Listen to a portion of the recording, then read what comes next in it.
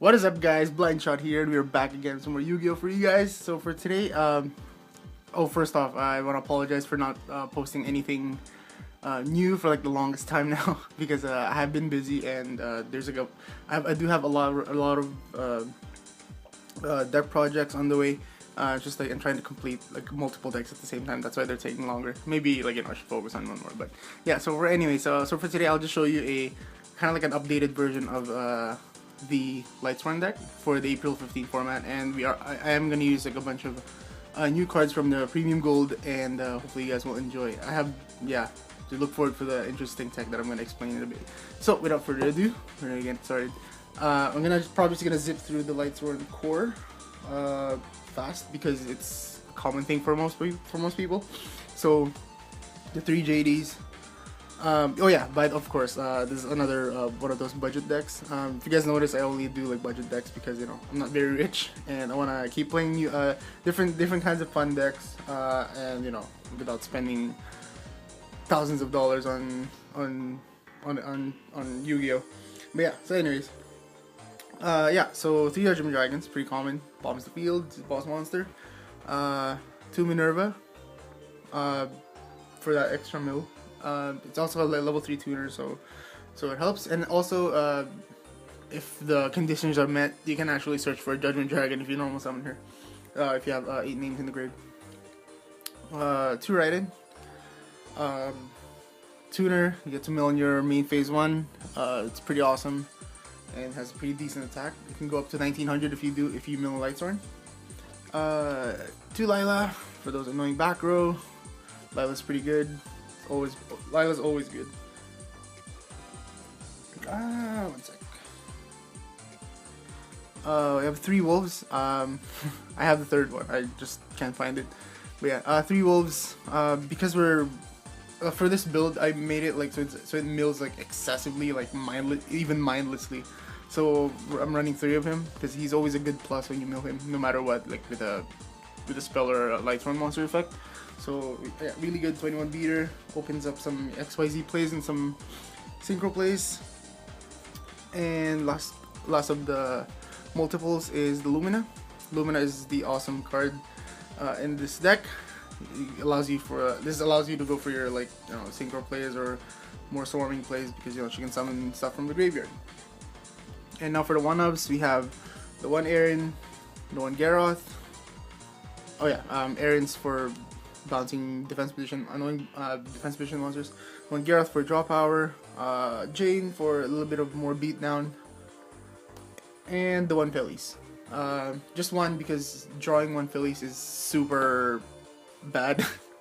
Like unless you have like a solar recharge, then it's pretty much dead in your hand because you can't summon her.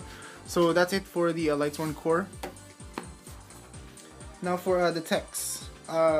Normally back in the day, guys, we used Necrogardna, but now we're gonna be using 3 of the Cerberus. I know sometimes the Necrogardna is like a better choice because it does negate the attack, so you don't take damage, and because we pay life points in this deck, like for Judgment Dragon and Michael. So so maybe sometimes Necrogardna would be a better option, but my argument for Pero is because if you take damage, like whether it be burn or battle damage, you get to pop 1 card on their field by banishing this card in your graveyard. So basically, if you're up against like trolley decks, especially when you guys are just playing for fun and your friends are playing trolley decks, this is a really good way of out for annoying cards. Let's say for example they're playing Nurse Burn, and and most of the time you'll be like they'll be stalling or whatever. This can help clear some of their annoying cards. And yeah, I really like this, and it really prevents OTK because it just kills the monster if they attack you. Like let's say you're wide open and you're like at super disadvantage, and if this is in your graveyard, and you can totally come back. It's just like that's the only thing though, like the life point problem. You will take the damage, but in exchange you get to pop 1 card on their field. So yeah, that's just my argument for that instead of Necrogardna.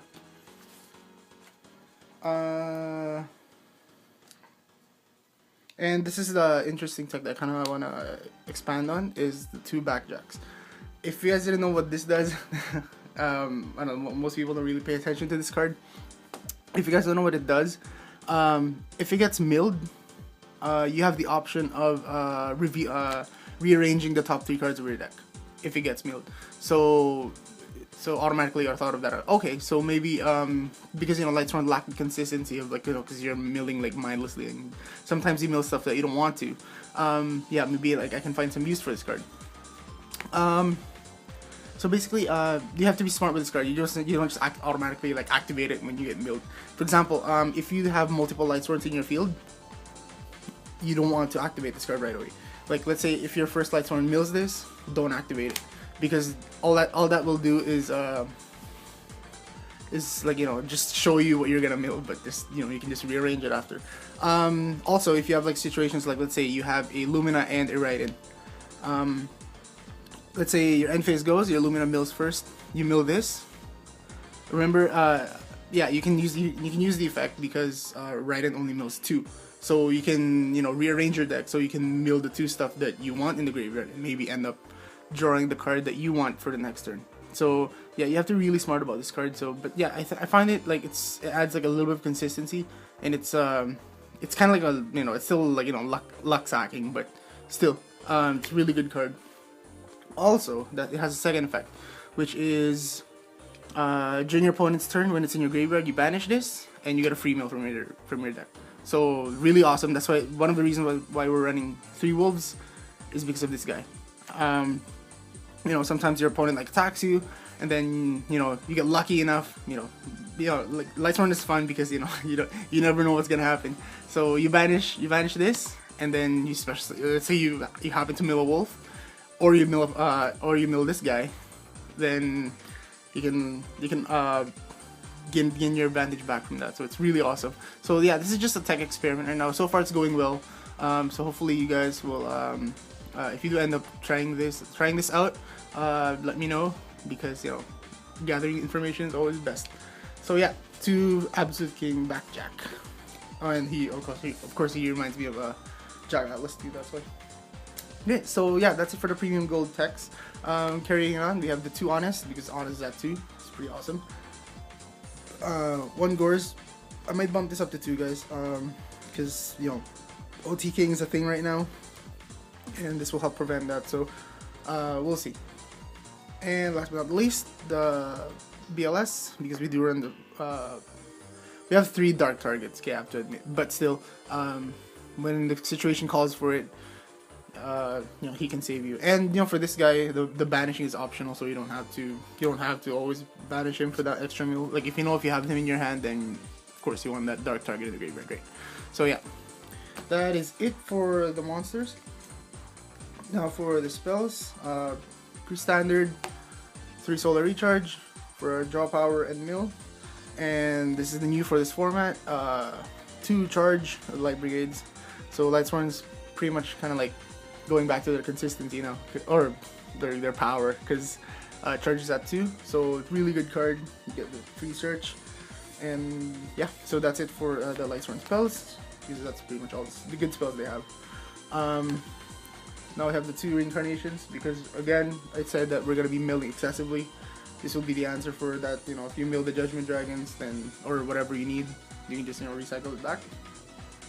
2 MSTs. Some floodgates are still alive, and we don't want any of those getting in our way. So just 2 MSTs. You can always side it up for something else. Like it doesn't have to be MST.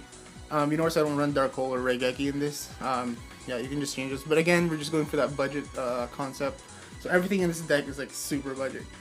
Yeah, basically if you want to build this deck also, guys, you can just buy 3 structure decks and you're good to go. And the Cerberus and Backjack are like $1, I think. They're super cheap. 1 Foolish. It's a really good card. You guys know what Foolish does. You can just mill a Wolf for an XYZ play, mill Cerberus for a defensive play. You mill a Backjack if you want to rearrange your deck, if you're going to go for a draw play, etc. You just go creative with that. And last but not least,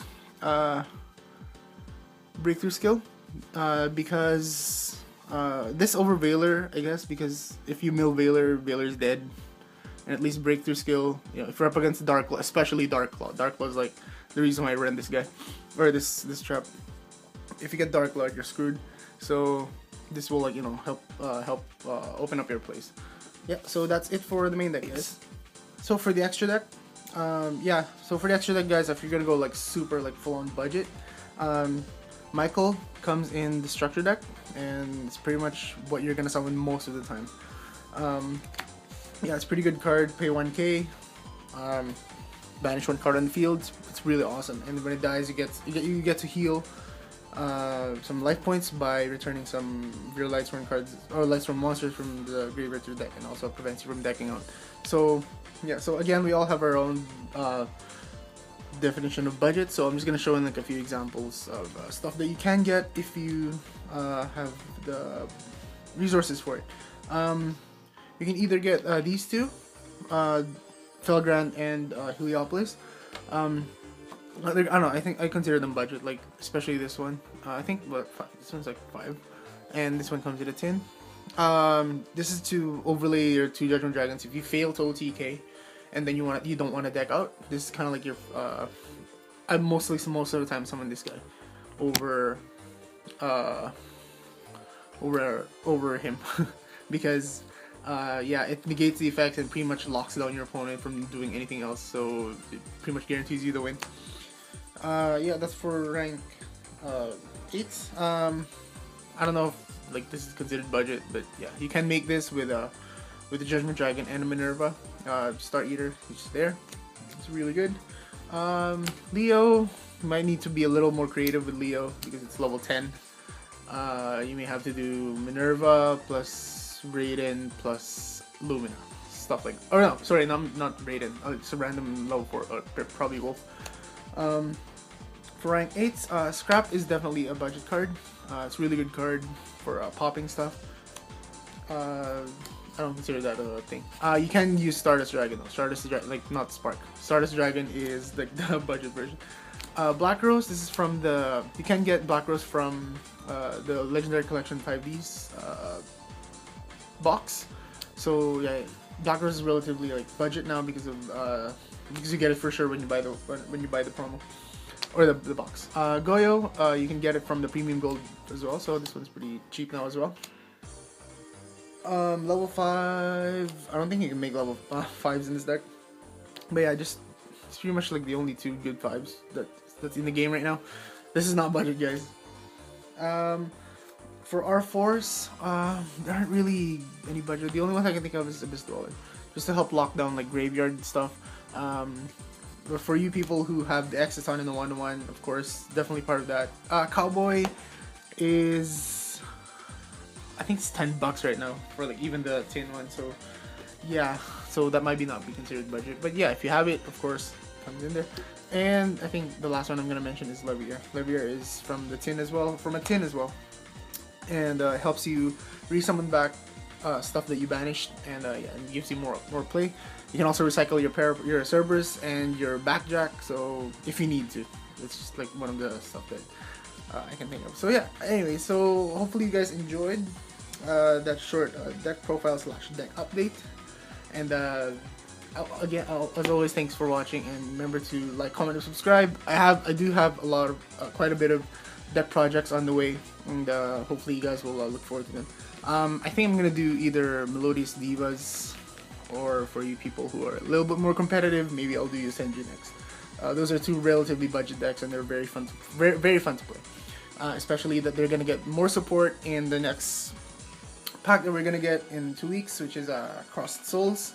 So yeah, and also I decided to do this because of the Lightsworn hype of the new cards. But once we get those, like eventually, this deck will be a little bit more powerful. So yeah, so thanks you guys for watching, and we'll catch you guys later. Peace.